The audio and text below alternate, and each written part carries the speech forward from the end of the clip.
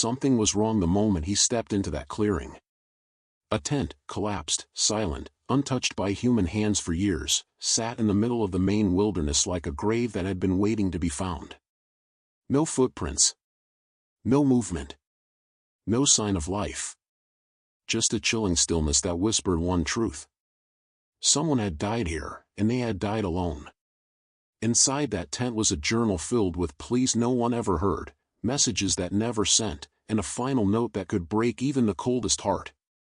And the most haunting part? She had survived for weeks, waiting, hoping, listening, for search teams that unknowingly walked within miles of her. Her name was Geraldine "Gerry" Largay. And what happened to her is one of the most heartbreaking, baffling, and unforgettable stories ever to come out of the Appalachian Trail. Before we open her journal, before we retrace the steps that turned a routine hike into a desperate fight for life, tell me where you're watching from. Drop it in the comments right now. Because this story, it deserves to be heard everywhere. This is the Found Files, and if you're not subscribed, now is the time. Don't be the person who vanishes before the truth is told. Don't let this story disappear the way she did. Because the deeper we go, the more impossible one question becomes to ignore. How does a woman vanish in broad daylight, and survive long enough for the world to forget she was even missing? And what she wrote, in her final days, will change the way you think about being alone in the woods, forever. Before she ever stepped onto the Appalachian Trail, before she became a name whispered across newsrooms and search grids, Geraldine "Gerry" Largay was simply a woman who loved life with a quiet intensity most people never notice until it's gone.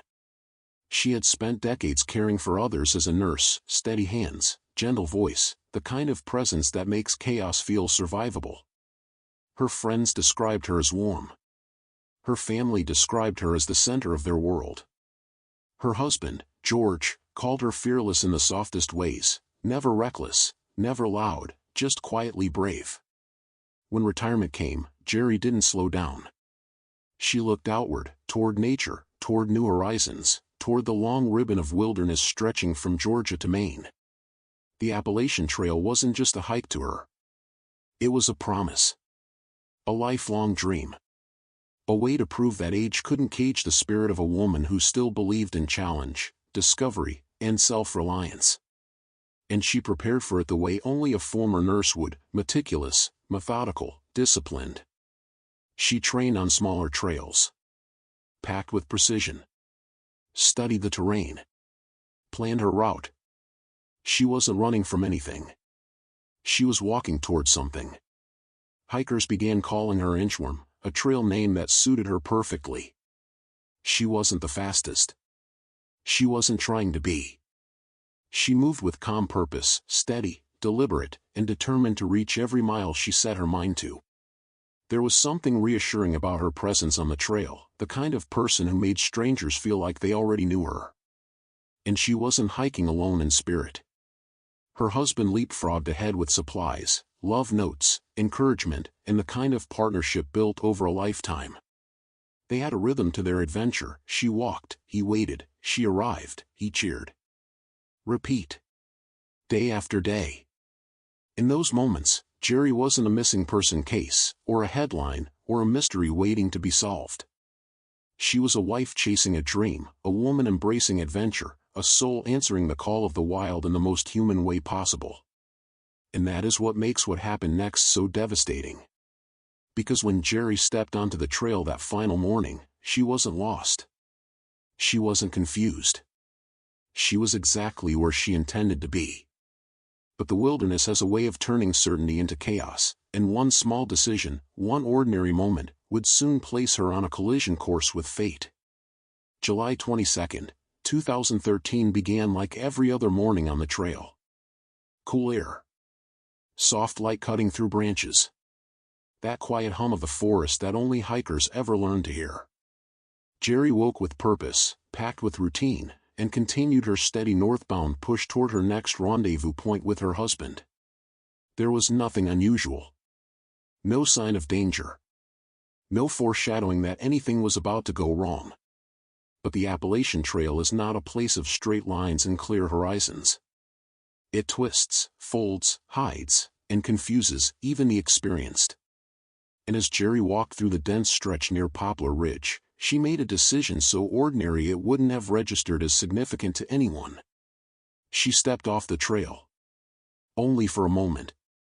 Only to relieve herself.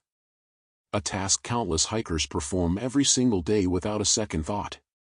She moved downhill, far enough to feel privacy, close enough that she believed she'd return within minutes.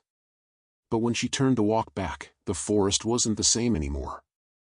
The trees looked identical. The ground sloped in ways that felt unfamiliar. The narrow line of the Appalachian Trail, usually so easy to spot, was nowhere in sight. She shifted left. Then right. Circling, retracing, correcting.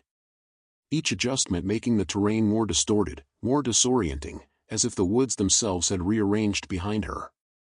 This is the moment experienced hikers dread, a moment where panic whispers before it roars.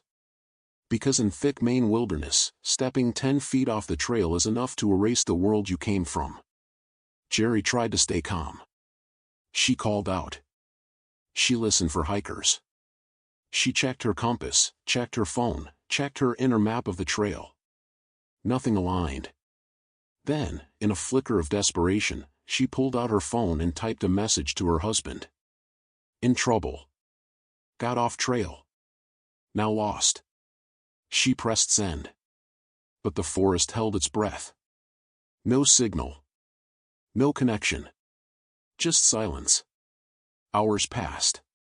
The sun began to tilt. Her steps carried her deeper into the trees that swallowed direction itself.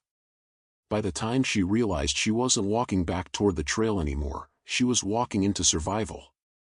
Back on the Appalachian Trail, hikers passed the same stretch she had left that morning, completely unaware that just beyond the tree line, a woman was slipping further and further away from the world. And she wouldn't be seen again. Not for days. Not for weeks. Not for years. What happened next would reveal a strength few people on Earth possess, and a loneliness almost impossible to imagine. In the first hours, she believed rescue was coming. That belief carried her through the shock, through the instinctive urge to keep moving, through the frantic attempt to regain her bearings. But when the sun began to sink behind the tree line and the temperature dropped, reality started shaping itself into something heavier. Gerry found a small clearing, not open, but open enough, and decided to stop. This would become her camp. Her refuge. Her waiting place. She rationed her food with the discipline of a former nurse. She laid out her emergency blanket, built a small shelter, arranged her belongings with intention. Every decision she made was the decision of someone who believed people were coming for her. Because they were. She just never knew how close they came. Search teams combed through miles of thick forest. Helicopters scanned from above. K-9 units moved across the undergrowth. But Gerry's camp sat just beyond visibility, tucked behind trees, hidden under canopy, swallowed by the very landscape she had come to admire. Inside her tent, she wrote. Her journal became her voice, her anchor, her last tethered hope. Each entry carried the weight of a woman fighting to stay alive, documenting her efforts, her condition, her fears, and the steady erosion of time. She tried everything. Signal fires. Bright materials laid out for aircraft. Calling out when she heard planes overhead. Listening for footsteps that never reached her. Waiting for the sound of her name in the distance. Often, it was the silence that hurt the most.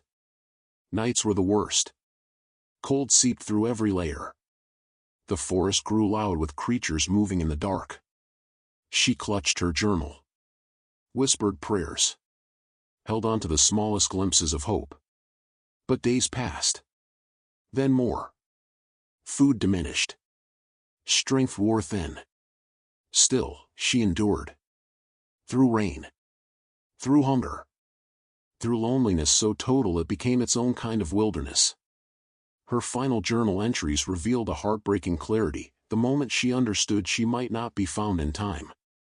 She stopped writing about rescue and began writing about love, messages for her husband, her family, her friends. Words meant not for survival, but for closure. A plea left on a single page. A request to whoever found her to notify her loved ones. Even in her final days, she wasn't thinking about herself. She was thinking about the people waiting for her, the people she hoped would one day know what happened.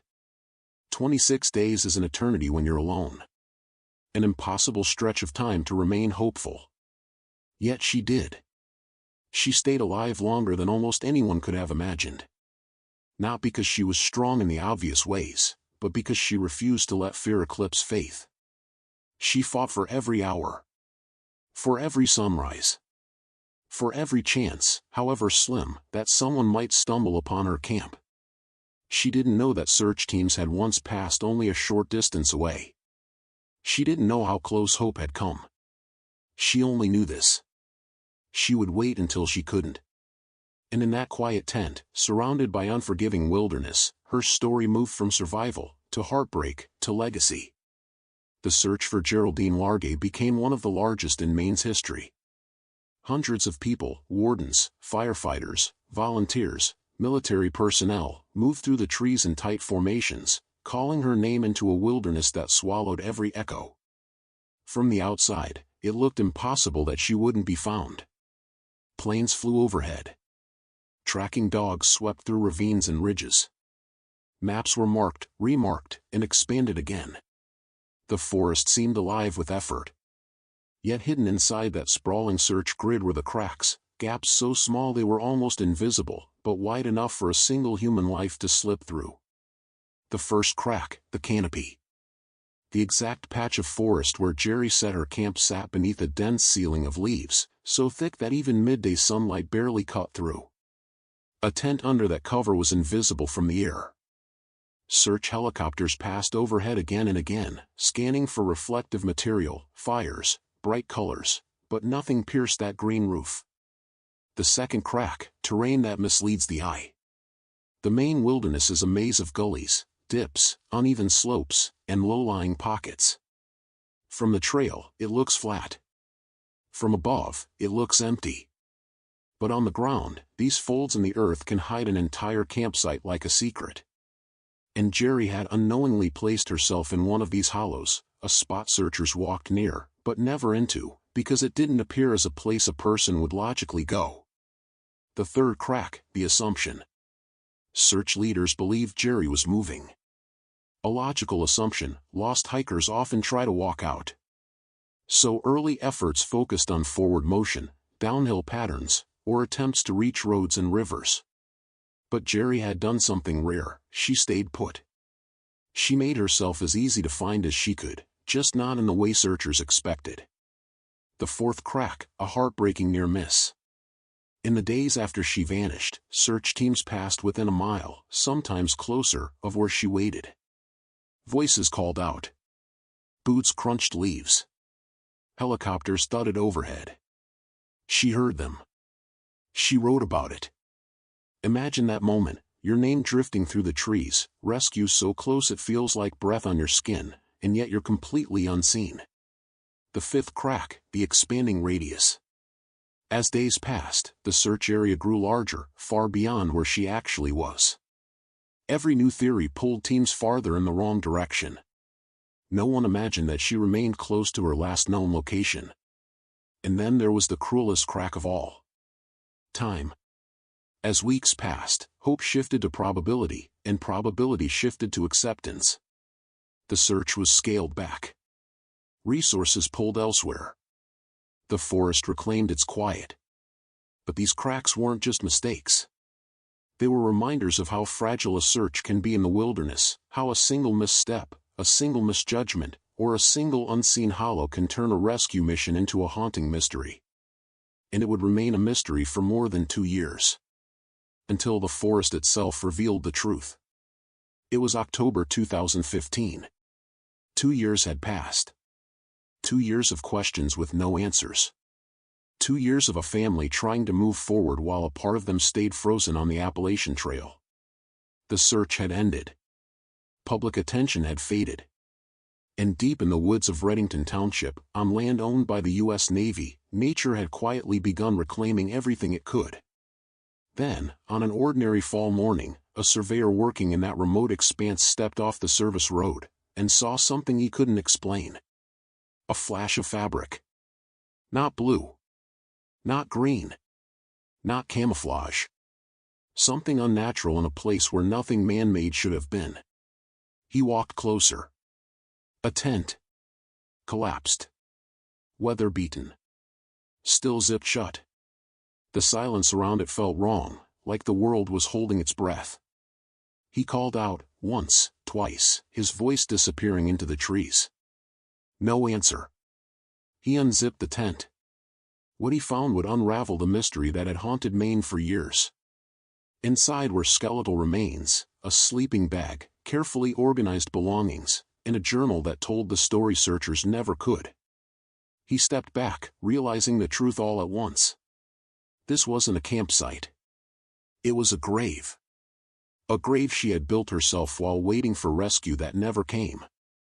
The location was stunning. Just a few miles from the Appalachian Trail. Just a short distance from major search routes. Close enough that voices could be heard, but too concealed for anyone to notice. Authorities arrived quickly. Wardens. Detectives. Medical examiners. The tent was preserved like a time capsule, more intact than anyone expected after years of exposure. Then came the journal. Page by page, investigators learned the truth, how Gerry set up camp, how long she survived, how she held on to hope far beyond what most humans could endure. Her handwriting grew tired. Her words grew softer. But one final message stood out above all others. A request. Not for rescue. Not for help. But for closure. A plea to whoever found her body to notify her husband and family. Even in her final moments, surrounded by darkness, hunger, and cold, she was thinking about the people who loved her. The warden service confirmed what the journal already whispered. She had survived 26 days alone. Not lost. Not reckless. Not unprepared. Just tragically hidden in one of the most unforgiving pockets of wilderness on the East Coast. The discovery shattered the illusion that she had simply vanished. She hadn't disappeared into thin air. She had remained exactly where she tried to be found. The forest had concealed her. Time had silenced her. But her own words, her final testimony, brought her back to the world. And soon, those words would reach the people she wrote them for. When search teams pushed through the dense, untouched Navy woods and reached the collapsed tent, the truth moved from theory to reality. Gerry had not vanished into thin air. She had not fallen off a cliff, been taken by an animal, or walked hundreds of miles in the wrong direction. She had been here, waiting, mere miles from where aircraft, trained teams, and expert trackers had passed again and again. Inside the tent, investigators found the journal. And that changed everything.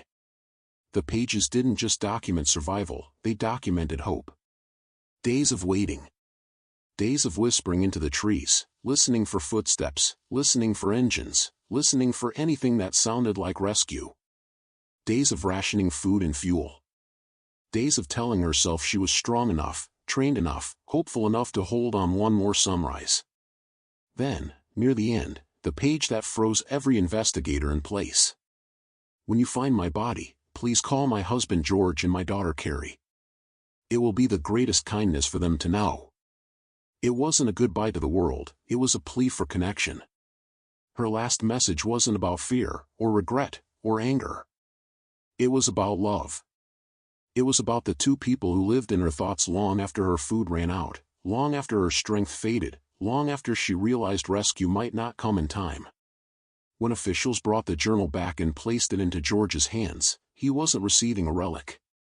He was receiving her final breath, her final thoughts, her final message, written with the last of her courage. Closure didn't arrive in a single moment. It came in waves. Knowing she hadn't suffered in confusion. Knowing she hadn't wandered endlessly. Knowing she had stayed calm, organized, hopeful. Knowing her last thoughts were of them. And for the searchers, for the investigators, for the entire hiking community, her discovery forced the uncomfortable truth into the open. Sometimes, even with hundreds of people, millions of dollars, aircraft, maps, dogs, GPS, and manpower, you can still miss what's right in front of you. But Gerry wasn't just found. She was returned, to her family, to her story, and to the world that refused to forget her. Her journey ended in the woods. But her legacy? It began the moment her final letter was finally delivered. If this story moved you, made you question reality, or left you staring at the edge of what's possible, don't let it fade into silence. Hit like to honor the journey of the missing. Hit share to remind someone else that life is fragile and miraculous. Hit subscribe to stay with us, because here at the Found Files, we uncover the stories the world almost forgot. And before you leave, I want you to do something important. Take a moment and tell me where you are watching from in the comments. Because your presence here matters, and the truth deserves witnesses. Every story has a ripple. Every missing person has a name. Every found file has a lesson. Don't let it be lost.